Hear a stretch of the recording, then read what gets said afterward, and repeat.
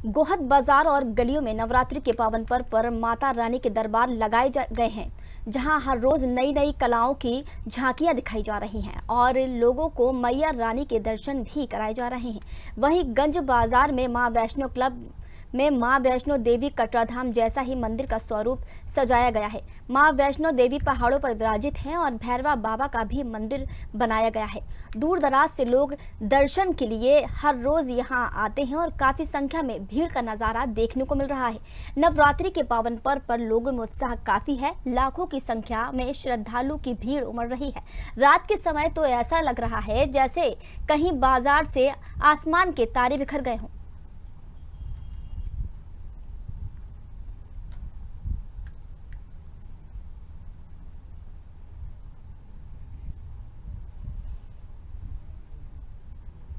चलिए अब बात करेंगे खरगोन की, जहां एक अपहरण का मामला सामने आया है। बता दें कि ये ऐसी वैसी अपहरण नहीं है, बल्कि पूरी सोची समझी साजिश है। पूरा मामला यह है कि एक पिता ने पुलिस को सूचना दी कि उनका बेटा रोजाना की तरह शाम को घूमने निकला था, पर वो अभी तक घर नहीं आया है।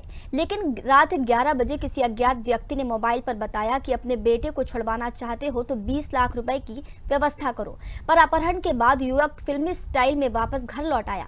वहीं पुलिस ने पूरी मामले की जांच की तो अपहरण के शिकार होने वाले युवक है और अपहरण उसके दोस्त ने ही किया था, जो दोनों ने मिलकर साजिश रची थी अपने पापा से पैसे ऐंठने की।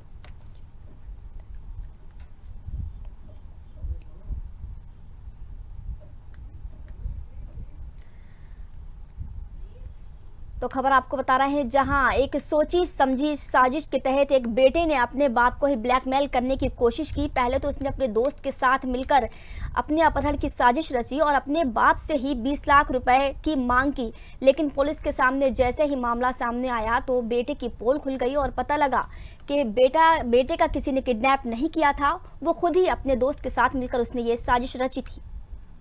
अक्टूबर को थाना कसरावत में प्राइमरी रिपोर्ट हुई थी कि एक दिव्यांशु नाम का युवक है जो रात को अपने घर से टहलने के लिए निकला था और वापस नहीं आया है। लेट नाइट दिव्यांशु के पिता के फोन पर रैंसम कॉल आया जिसमें कि 20 लाख रुपए की राशि की मांग की गई कि ये राशि उपलब्ध कराएंगे तभी दिव्यांशु वापस पहुंचेगा। पुलिस ने तत्काल इस पर संज्ञान लेते हुए इसमें अपहरण की FIR दर्ज की और विशेष टीम इसमें बनाई गई। इसके बाद अगले दिन सुबह एक कॉल फिर आया, दिव्यांशु के कॉल से ही कॉल किए जा रहे थे और उसमें पुनः वही राशि की मांग की गई। तो हमारी टीमें लगातार उनके मूवमेंट को ट्रैक कर रही थी। जहां जहां से लोकेशंस पे कॉल आ रहे थे उसमें पूरा टेक्निकल टीम उसमें इन्वॉल्व थी। पुलिस की जब जांच पड़ताल काफी टीमें इन्वॉल्व हुई और काफी लोगों से संबंधित पूछताछ हुई तो संभवतः ये संदेश गया कि इसमें जल्दी ही मामले का खुलासा हो जाएगा।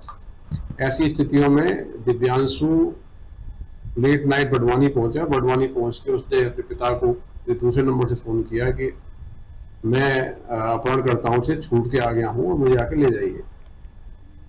बड़वानी पुलिस को तत्काल सूचित करके दिव्यांशु को हिरासत में लिया गया और उसको हिरासत में लेने के बाद मेडिकल के बाद उसे लगातार पूछताछ की गई।